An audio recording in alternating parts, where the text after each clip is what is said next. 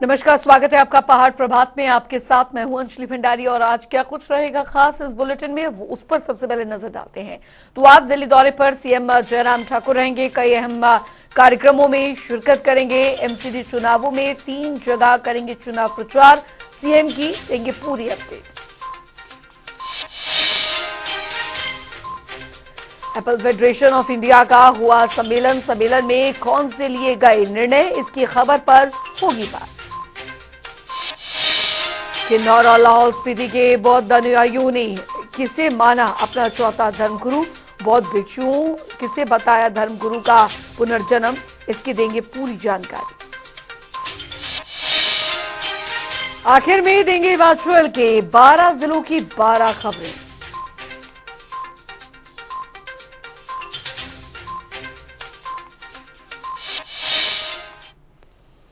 और चलिए सबसे पहले रुक करेंगे इस बीच आ रही एक बड़ी खबर की ओर। मतदान से पहले बीजेपी की बैठक, इस वक्त की बड़ी खबर आपको बता रहे हैं। 4 दिसंबर को शिमला में समीक्षा बैठक जो है वो यहां पर होगी। प्रत्याशियों से फीडबैक्स जो है वो लिए जाएंगे, तो बागियों से संपर्क किया जा रहा है। ये इस वक्त की बड़ी खबर। बैठक के बाद बीजेपी बनाएगी फाइनल रणनीति। तो 4 दिसंबर को शिमला में समीक्षा बैठक होने जा रही है। प्रत्याशियों से फीडबैक लिए जाएंगे, भागियों से संपर्क में भी बीजेपी के तमाम जो दिग्गज हैं वो रहे हैं। और बैठक के बाद बीजेपी अपनी फाइनल जो रणनीति है वो बनाएगी और पार्टी आलाकमान को इसकी रिपोर्ट भेजी जाएगी। तो 4 दिसंबर को शिमला में ये बैठक होने जा रही है। प्रत्याशियों से फीडबैक लिए जाएंगे, बागियों से संपर्क में भी बीजेपी के दिग्गज हैं। बैठक के बाद बीजेपी फाइनल रणनीति जो है वो तैयार करेगी।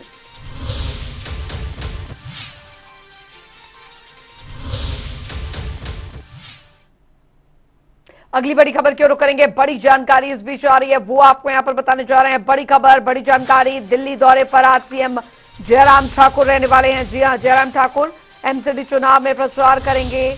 जयराम ठाकुर, ये इस वक्त की बड़ी खबर। आज 3 जगह जनसभाएं करेंगे संबोधित। तो दिलशाद कॉलोनी, आनंद विहार में जनसभा को संबोधित करेंगे। पड़पड़गंज में भी जनसभा को संबोधित करेंगे।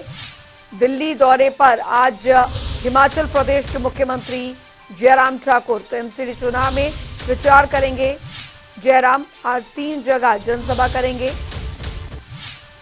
दिलशाद कॉलोनी, आनंद विहार में जनसभा को संबोधित करेंगे। पड़पड़गंज में भी जनसभा को संबोधित करेंगे। दिल्ली दौरा हिमाचल प्रदेश के मुख्यमंत्री जयराम ठाकुर का। और एमसीडी चुनाव को लेकर तमाम जो बीजेपी के दिग्गज हैं वो चुनावी प्रचार प्रसार में जुटे हैं। तो आज 3 जगह जनसभा करेंगे। इन तीनों जगहों पर आपको बता दें ये जनसभा जो है वो होने जा रही है। एमसीडी चुनाव प्रचार को लेकर बीजेपी प्रत्याशियों के पक्ष में वोट की अपील यहां पर करते दिखेंगे हिमाचल प्रदेश के मुख्यमंत्री जयराम ठाकुर। तो दिलशाद कॉलोनी, आनंद विहार में जनसभा को संबोधित करेंगे। स्पर्श शर्मा संवाददाता हमारे साथ जुड़ गए हैं ज्यादा जानकारी के साथ। स्पर्श, हिमाचल प्रदेश के मुख्यमंत्री जयराम ठाकुर का ये दिल्ली दौरा कई मायनों में महत्वपूर्ण रहने वाला है, खासकर चुनावी एमसीडी के चुनावी प्रचार प्रसार को लेकर। और देखिए बिल्कुल जयराम ठाकुर जो है दिल्ली दौरे पर आ रहे हैं और 2 से 3 दिवसीय दिल्ली दौरा जयराम ठाकुर का रहने वाला है। और दिल्ली में बीजेपी नगर निगम चुनाव के संदर्भ में जयराम ठाकुर जो है जनसभाएं करते हुए नजर आएंगे। आज की बात करें तो दिलशाद कॉलोनी, आनंद विहार, पटपड़गंज, यहाँ पर जयराम ठाकुर की जो जनसभाएं हैं वो रखी गई है। दिल्ली में एमसीडी चुनाव में तमाम पार्टी अपना पूरा दमखम जो है लगाती हुई नजर आ रही है। इसी संदर्भ में हम देख रहे हैं कि अलग अलग राज्यों के जो मुख्यमंत्री हैं बीजेपी शासित, वो चुनाव प्रचार जो है फिलहाल करते हुए नजर आ रहे हैं। और इसी संदर्भ में आज जयराम ठाकुर जो है दिल्ली दौरे पर आएंगे और लगातार 3 दिन धुआंधार जो जयराम ठाकुर का चुनाव प्रचार है बीजेपी के एमपी उम्मीदवारों के लिए, वो जो है देखने को 3 दिन मिलता हुआ नजर आएगा। जी बिल्कुल स्पर्श। हालांकि एमसीडी चुनाव के चुनावी प्रचार प्रसार पर अगर नजर यहां पर डालें तो बेहद महत्वपूर्ण इसलिए भी हो जाता है क्योंकि बीजेपी ने अपनी पूरी ताकत यहां पर झोंक दी है। तमाम जो दिग्गज नेता है बीजेपी के वो यहां पर प्रचार प्रसार कर रहे। कल हरियाणा के मुख्यमंत्री यहां पहुंचे हुए थे दिल्ली, कई जगहों पर उन्होंने रोड शो किया और यहां पर आज हिमाचल प्रदेश के मुख्यमंत्री जयराम ठाकुर यहां पर पहुंच रहे हैं। तो हर लिहाज से देखा जाए तो काफी ज्यादा दमखम जो है बीजेपी ने लगा दिया है। और देखिए बिल्कुल तमाम पार्टियां इस पूरे एमसीडी चुनाव में दमखम लगाती हुई नजर आ रही है और बीजेपी खासतौर पर चूंकि 15 साल एमसीडी में काबिज रही है और एक बड़ी चुनौती हो जाना है लगातार इस तरीके से सत्ता पर काबिज रहना, इसलिए बीजेपी इस बार पूरा दमखम के साथ ये एमसीडी चुनाव जो है लड़ती हुई नजर आ रही है। तमाम दिग्गज जो बीजेपी के नेता है वो इस चुनाव प्रचार में प्रचार जो है करते हुए जो है नजर आ रहे हैं।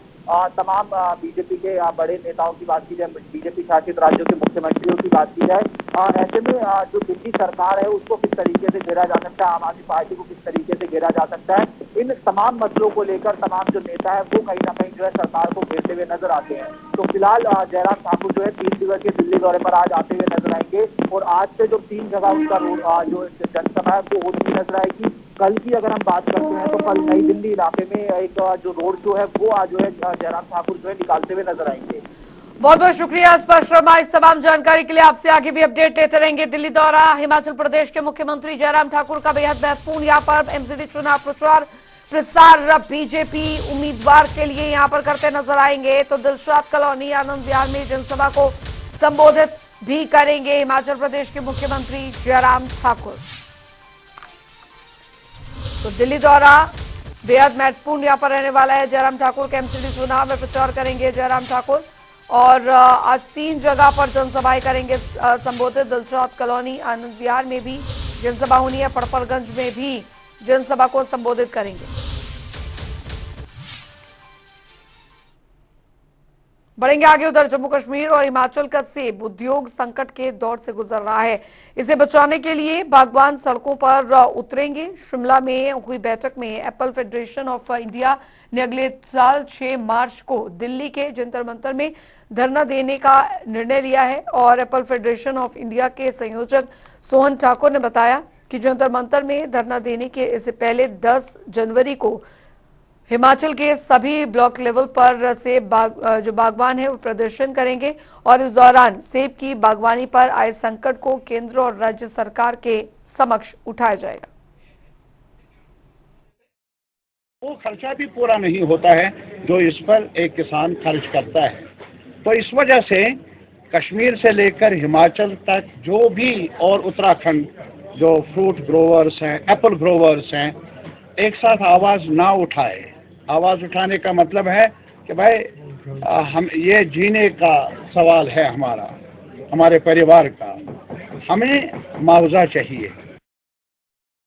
बहुत दुख से कहना है कि हिमाचल प्रदेश की सरकारों और जो उसका तंत्र है ना कोई शोध किया है,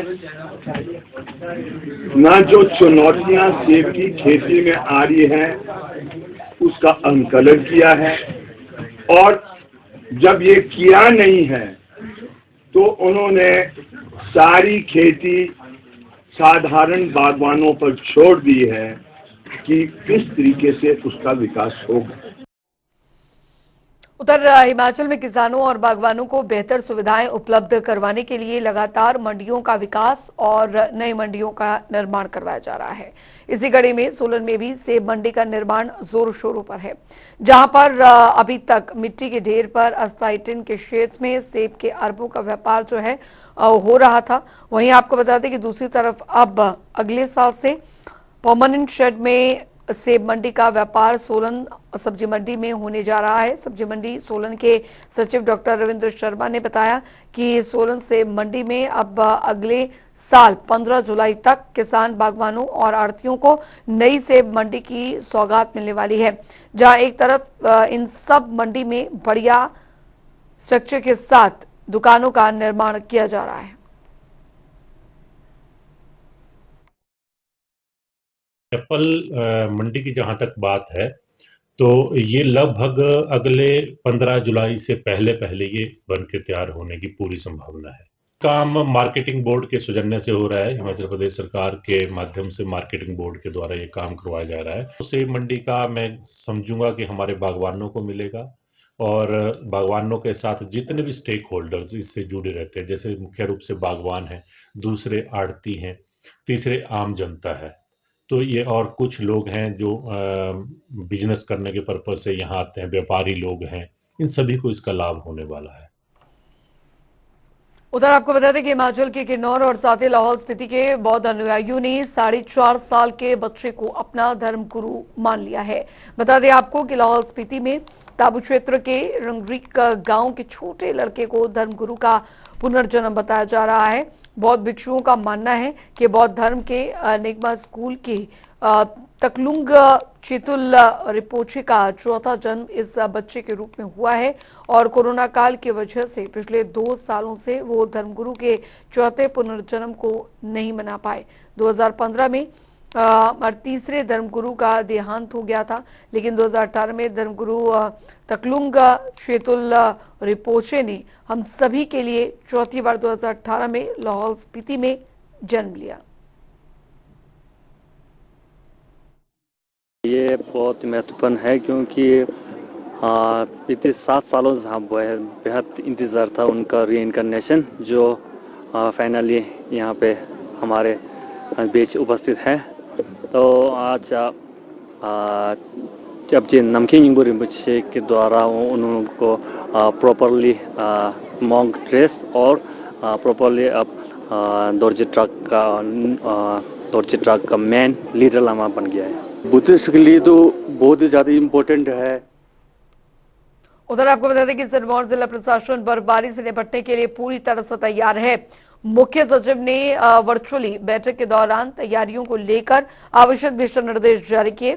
सिरमौर जिले के कई ऐसे इलाके हैं जहां पर दिसंबर के पहले सप्ताह में ही बर्फबारी का दौर शुरू हो जाता है। जिले के ऊपरी इलाकों में फरवरी महीने तक बर्फबारी का क्रम लगातार जारी रहता है, जिस कारण जहां कई दिनों तक सड़कें बंद रहती हैं, वहीं बिजली और पानी की समस्या से भी जो समस्याएं हैं वो खड़ी हो जाती हैं, जिससे कि निपटने के लिए प्रशासन तैयार हो गया है। डिजास्टर मैनेजमेंट रिलेटेड जो हमारी एक बैठक आदरणीय हमारे चीफ सेक्रेटरी महोदय ने ली थी, उसके संदर्भ में सभी विभागों को जो है वो दिशा निर्देश जारी हो गए हैं। जो भी हमारे मुख्यतः जो मेन विभाग हैं, जैसे पीडब्ल्यूडी डिपार्टमेंट है, जल शक्ति विभाग है, बिजली बोर्ड है, और साथ में जो हमारी पंचायतें हैं, आरडी का जो डिपार्टमेंट है, उन सभी को निर्देश दिए गए कि जो भी स्थिति बर्फबारी से उत्पन्न होने वाली है, होने की संभावना है, उससे निपटने के लिए व्यापक प्रबंध किए जाएं। जैसा कि पीडब्ल्यूडी को निर्देश दिए गए कि वो जगह जगह जहाँ भी लगता है कि बर्फबारी से जो है रोड बंद हो जाता है, वहाँ पे जो मशीनें तैनात करके रखें, ताकि जैसे बर्फबारी हो तो उन मशीनों से जो बर्फ़ को हटाकर दोबारा यातायात सुचारू रूप से चलाया जा सके। इस तरीके से जहाँ पे पानी की समस्या उत्पन्न होती है, वहाँ पानी विभाग को जो जल शक्ति विभाग को निर्देश दिए गए हैं। बिजली विभाग ने भी सारे अपने जो प्रबंध पूर्ण कर लिए हैं। सभी जो उनके लाइनमैन्स वगैरह होते हैं, उनको उन्होंने किट वगैरह जो है वो सर्दियों को दे दी हैं, ताकि उनको बिजली ठीक करने में और बर्फबारी वगैरह में चलने में कोई दिक्कत ना हो। वहीं आपको बता दें कि सोलन में नगर निगम के काम में पारदर्शिता लाने के लिए नया आदेश जारी किया गया है, जिसके अनुसार निगम में सिर्फ कर्मचारी ही एक ब्रांच से दूसरी ब्रांच तक नई फाइलें ले जा सकते हैं।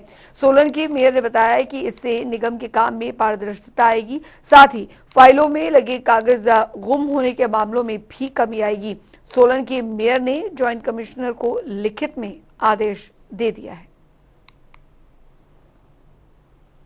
ये भी एक हम लेटर निकाल रहे हैं कि कोई भी पब्लिक मैन जब यहाँ पे निगम में काम करवाने के लिए आते हैं, तो हमारे जो टेक्निकल स्टाफ है या हमारी पानी वाली ब्रांच है, वो नीचे खुद पहुँचते हैं कि आप इस कागज़ पे अभी साइन करो। तो कई बार ऐसा होता है कि कई कागज़ मिसप्लेस भी हो जाते हैं, तो वो भी मैं एक लेटर ज्वाइंट मैडम को दिया है कि आप जो है हमारे थ्रू पीएन के कागज आए या हमारा एम्प्लॉइज खुद पेपर को डील किए, कोई भी कागज या फाइल लेकर पब्लिक मैन या कोई पार्षद ना घूमे। तो जो है थ्रू एम्प्लॉइज या थ्रू पीएन के कागज हमारे एम्प्लॉइज के पास आए, ताकि कोई कागज मिसप्लेस ना हो, काम प्रॉपर ढंग से किया जा सके। उधर आपको बता दें कि पांवटा साहिब के निर्वाचक रजिस्ट्रीकरण अधिकारी विवेक महाजन ने चुनावी मतगणना से जुड़ी तैयारियों को लेकर जानकारी दी। उन्होंने बताया कि माध्यमिक पाठशाला तारुवाला में 8 दिसंबर को विधानसभा चुनाव का जो मतगणना किया जाएगा, जिससे जुड़ी लगभग सारी तैयारियां जो है पूरी कर ली गई हैं। मतगणना को लेकर कंट्रोल रूम्स जो है वो तैयार किए गए हैं। साथ ही साथ स्ट्रांग रूम से ईवीएम मशीन लाने के लिए अलग से रास्ता बनाया गया है, ताकि मतगणना में कोई भी दिक्कत ना आए। काउंटिंग जो है वो तारू वाला जो बॉय स्कूल है उसके हॉल में की जानी है और उससे रिलेटेड जो भी है तैयारियां वो पूरे जोर शोर पे चल रही हैं। वहाँ पे कंट्रोल रूम की भी स्थापना कर दी गई है और ऑब्जर्वर कहाँ बैठेंगे, मीडिया कहाँ बैठेगा, मीडिया का रूम कहाँ रहेगा और कहाँ पे पब्लिक जो है असेंबल होगी और कैसे पब्लिक को हम टाइम पे इन्फॉर्म करते रहेंगे और कैसे मीडिया को इन्फॉर्म करते रहेंगे डिफरेंट राउंड्स के बाद, वो सब तैयारियां हो चुकी हैं। वहीं उधर नालागढ़ के रामशहर में गंदगी का आलम इस कदर है कि स्वच्छता अभियान तार तार होता नजर आ रहा है। जगह जगह गंदगी ऐसी फैली हुई है कि मानो जैसे कई हफ्तों से कचरा नहीं उठाया गया हो। आपको बता दें, रामशहर में दरअसल जगह जगह फैली गंदगी से स्थानीय निवासियों में गंभीर बीमारियां फैलने का खतरा बना हुआ है और स्थानीय निवासी इस समस्या से काफी परेशान हैं। उनका कहना है कि जल्द ही शहर की सफाई नहीं करवाई गई तो फिर आने वाले दिनों में आंदोलन का रुख किया जाएगा।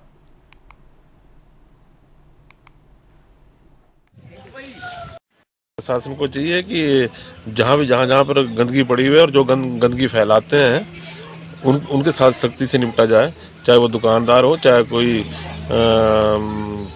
गांव का यहाँ का स्थायी निवासी हो, चाहे कोई घूमने फिरने आया हो, पर्यटक मतलब अपना टूरिस्ट हो।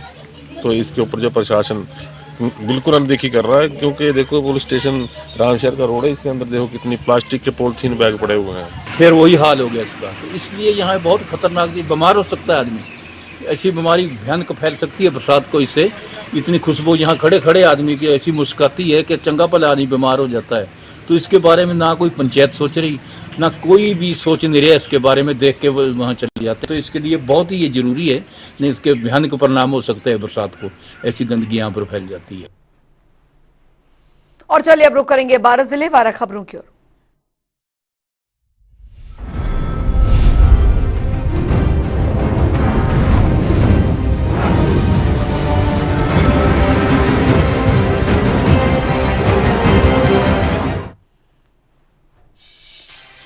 ज्वाली मिनी सचिवालय में बने स्ट्रांग रूम की सुरक्षा व्यवस्था का डीसी कांगड़ा डॉक्टर निपुण जिंदल ने जायजा लिया।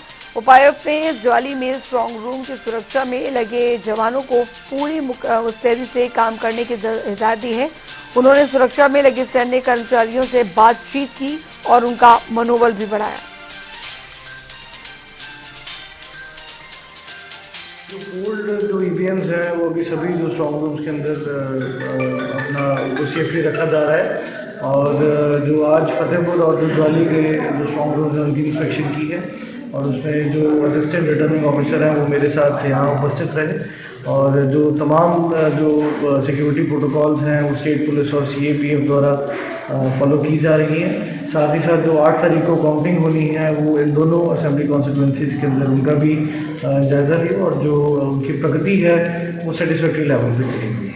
8 बजे जो है काउंटिंग का माननीय इलेक्शन कमीशन ऑफ इंडिया द्वारा निर्देश है कि उसको शुरू करना है और सभी ROs को एक हमने ट्रेनिंग सेशन भी कल धर्मशाला के अंदर 3 बजे रखा है। सभी रिटर्निंग ऑफिसर्स उसके अंदर अपनी उपस्थिति दर्ज करवाएंगे और साथ ही साथ जो किस प्रकार से काउंटिंग करनी है, क्योंकि पोस्टल बैलेट भी इस बार काफ़ी ज़्यादा जो है संख्या के अंदर ज़िला कांगड़ा के अंदर आने वाला है, तो उसके लिए भी एक निर्धारित जो है स्पेस ताकि उसकी पैरेलली काउंटिंग चलती रहे और देरी ना हो पूरे काउंटिंग प्रोसेस में। राजगढ़ में स्वास्थ्य जांच शिविर का आयोजन किया गया। शिविर में लगभग 250 लोगों ने अपने स्वास्थ्य की जांच करवाई। इस शिविर की स्त्री रोग एवं प्रसूति विशेषज्ञ समेत कई डॉक्टर्स मौजूद रहे। हमने पीच वैली स्कूल राजगढ़ में एक कैंप ऑर्गेनाइज किया जिसमें तकरीबन 250 से ज़्यादा मरीजों ने अपना चेकअप करवाया। यहाँ पे विभिन्न स्पेशलिटी के डॉक्टर से सलाह लेकर लोगों को बहुत अच्छा लगा और हमें भी श्री बाल मुकुंद हॉस्पिटल की तरफ से ये कैंप करते हुए बहुत ही खुशी का अनुभव हुआ है। गुरुभूमि पांवटा साहिब को स्मार्ट सिटी बनाने के लिए नगर परिषद पांवटा साहिब ने कमर कस ली है। दरअसल पांवटा शहर के समीप बने Guru Gobind Singh park, children's park, Ramlila Maidan, नगर परिषद कार्यालय और सभी सड़कों को चकाचौंध बनाने के काम शुरू किए थे और सभी कार्य पूरे होने के बाद अब आपको बता दें कि पौंटा शहर सुंदरता को 4 चांद भी लगाए हैं। झूले झूले बने, सब अच्छा बना हुआ है, बढ़िया है। घूमने के लिए बच्चों के लिए बहुत अच्छा है। नहीं पहले कभी नहीं आए, पहली बार आए लुधियाने से। हमको अच्छा लगा, पौंटा साहब घूम के साफ सुथरा है। बैठने की, उठने, चलने फिरने, घूम के सब की सुविधा है। हाँ, सब कहा से ये जंगल था सारा, वो कमेटी कभी है, ये सारा जंगल था। पार्क बहुत बढ़िया है, पहले ऐसा नहीं था। यहाँ पे जो है ना खंडर टाइम में बना हुआ था, अब इतना डेवलप कर दिया है, बैठने के लिए भी सुकून मिलता है। चारों तरफ देखिए कितना अच्छा है। यहाँ के जो लोग हैं, यहाँ पे जो बैठते हैं, उनको भी बहुत अच्छा लगता है। कांगड़ा जिले के ज्वाली विधानसभा क्षेत्र में भी कांग्रेसियों ने स्ट्रांग रूम के बाहर पहरा देना शुरू कर दिया है। कांग्रेसियों ने मिनी सचिवालय के बाहर तंबू लगाया है, जहां पर कार्यकर्ता दिन रात पहरेदारी में जुटे हुए हैं और मतगणना तक कांग्रेस कार्यकर्ता यहां बारी बारी पहरा देकर स्ट्रांग रूम पर नजर रखे हुए हैं। हालांकि स्ट्रांग रूम के बाहर जवानों का कड़ा पहरा है और सीसीटीवी कैमरे में भी हर गतिविधियों पर पैनी नजर रखी जा रही है।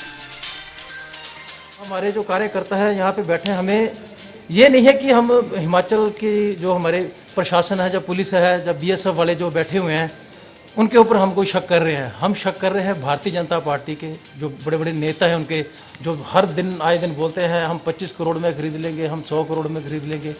तो ऐसे जो भारतीय जनता पार्टी के जो बड़े बड़े नेता है, इनको हम बताना चाहते हैं कि कांग्रेस पार्टी इस वक्त पूरी ही सत्ता में आ रही है और हमारा एक एक कार्यकर्ता इनको मुंह तोड़ जवाब देने के लिए बैठा हुआ है। ये इनके बड़े बड़े नेता कह रहे हैं कि हमने ईवीएम हैक कर लेनी है, ईवीएम को बदला बदली कर देनी है, तो इनका कोई भरोसा नहीं है। हमने तब ये पैरा यहाँ लगा, दिन रात लगाया हुआ है। हमारे सभी साथी रूटीन यहाँ ड्यूटी दे रहे हैं। आज हरसर की बारी है, कल हमारी थी, तो हम यहाँ बैठे हैं और 12 बजे तक चेयरमैन साहब यहाँ बैठते हैं।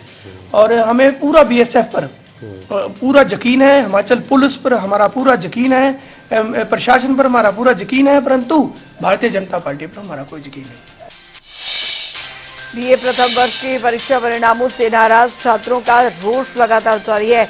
नारे छात्र संगठन द अखिल भारतीय विद्यार्थी परिषद ने परीक्षा परिणामों पर रोष जताते हुए विश्वविद्यालय प्रशासन के खिलाफ आपको बताते कि लगातार नारेबाजी की है और साथ ही साथ अखिल भारतीय विद्यार्थी परिषद के सोलन विभाग संयोजक मनीष बरसाटा ने कहा कि खराब परीक्षा परिणाम विश्वविद्यालय की लापरवाही का नतीजा है। उन्होंने कहा कि छात्रों के पेपर का दोबारा से मूल्यांकन किया जाए। भारतीय विद्यार्थी परिषद नारेबाजी कर रही है, एक छात्र आक्रोश के साथ रैलियां कर रही है, क्योंकि जो अभी पिछले कुछ दिन पहले आपने देखा होगा कि अभी हाल ही में प्रथम वर्ष का परिणाम हिमाचल प्रदेश विश्वविद्यालय ने घोषित किया है, जिसमें 80% अधिक विद्यार्थी फेल है। जहां अगर बात करें एक विद्यार्थी की, तो एक विद्यार्थी के जिससे हमारा संवाद हुआ, तो उसने कहा कि एक विषय में उसके 80 नंबर है, वहीं उसके दूसरे विषय में 2 नंबर।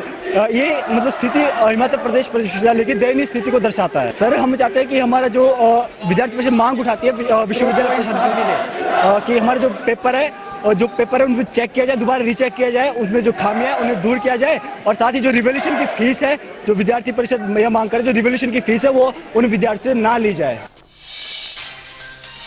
सोलन शहर में डोर टू डोर कूड़ा उठाने की मुहिम को इन दिनों नगर निगम सोलन बेहतर बनाने का कार्य कर रहा है। इसके लिए नगर निगम सोलन ने एक कमेटी भी बनाई है, जो कि डोर टू डोर कूड़ा उठाने के लिए जाने वाले कर्मचारियों पर नजर रखती है कि क्या वो समय पर कूड़ा उठाते हैं या फिर नहीं।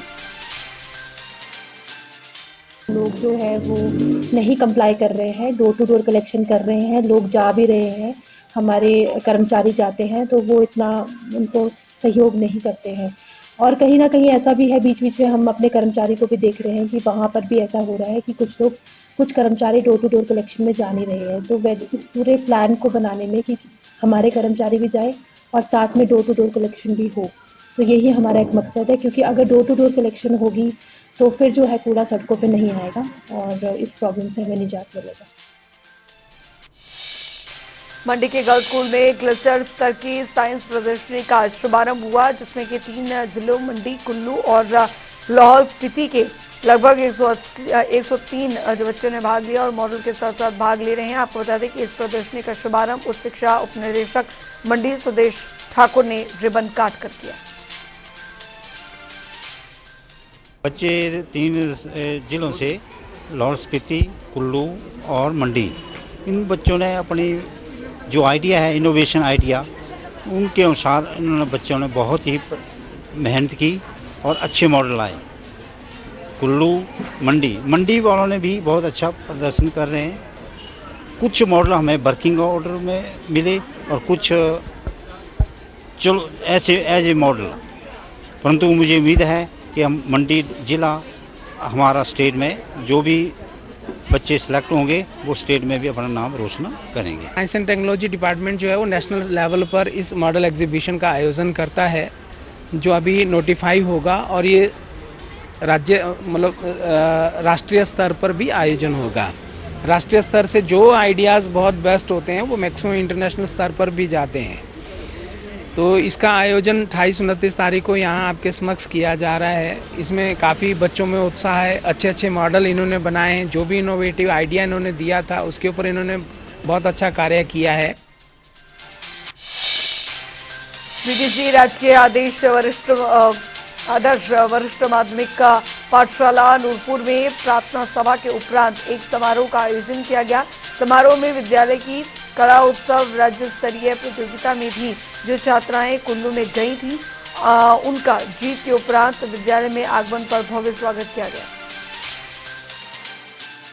कुल्लू गए थे हम लोग कला उत्सव में, प्रदर्शित किया था, जहाँ पे मैंने उनको ये बताया था कि जैसे पुराने टाइम में हम पुराने समय में जो चीज़ हम यूज़ करते थे उन चीज़ों को मैंने वहाँ पे दिखाया था। आज की नई टेक्नोलॉजी के हिसाब से लाइट्स आ गई है, वहाँ पे मैंने लाइट्स का नाम प्रयोग करके अपनी पुराने टाइम की चीज़ों को यूज़ किया था और यहाँ पे मैंने वेस्ट क्लोथ्स यूज़ करके अपना मैंने प्रदर्शन किया था। मैं बहुत एक्साइटेड हूँ, मेरे पेरेंट्स, टीचर्स, हमारा पूरा स्टाफ बहुत खुश है, हमारे टीचर्स का बहुत साथ रहा है और मैं वहाँ जा रही हूँ, वो भी बहुत खुश है, मेरे पेरेंट्स, मेरे टीचर्स, मैं भी बहुत खुश हूँ कि हम वहाँ पे नया एक्सपीरियंस सीखने को मिलेगा। अपने हिमाचल की संस्कृति को, वहाँ के हमारे कल्चर को दिखाया था।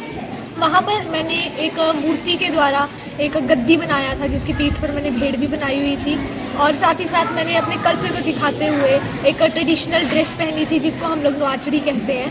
और हमने अक्सर देखा है कि हमारा ट्रेडिशन, हमारा कल्चर कहीं ना कहीं खोया जा रहा है, लुप्त हो रहा है। तो इन्हीं हम लोग जैसे मैंने मूर्ति बनाई थी तो उसी मूर्ति के द्वारा मैंने अपने कल्चर को दिखाया और साथ ही साथ यही चाहती हूँ कि आगे हमारा कल्चर पूरे विश्व में और ज़्यादा बढ़े। कला उत्सव हम 2014 से अपने स्कूल को लेकर के जा रहे हैं। पहले हम लोक नृत्य में, लोक गायन में जाया करते थे, लेकिन इस वर्ष जो है हमारे जो बच्चे निकले हैं आगे 2D और 3D में, द्वियामी और अयामी के अंदर, वंशिका और स्वाति, इन्होंने जिला कांगड़ा का नाम रोशन किया है और हम इससे बहुत प्रफुल्लित हैं, उत्साहित भी हैं।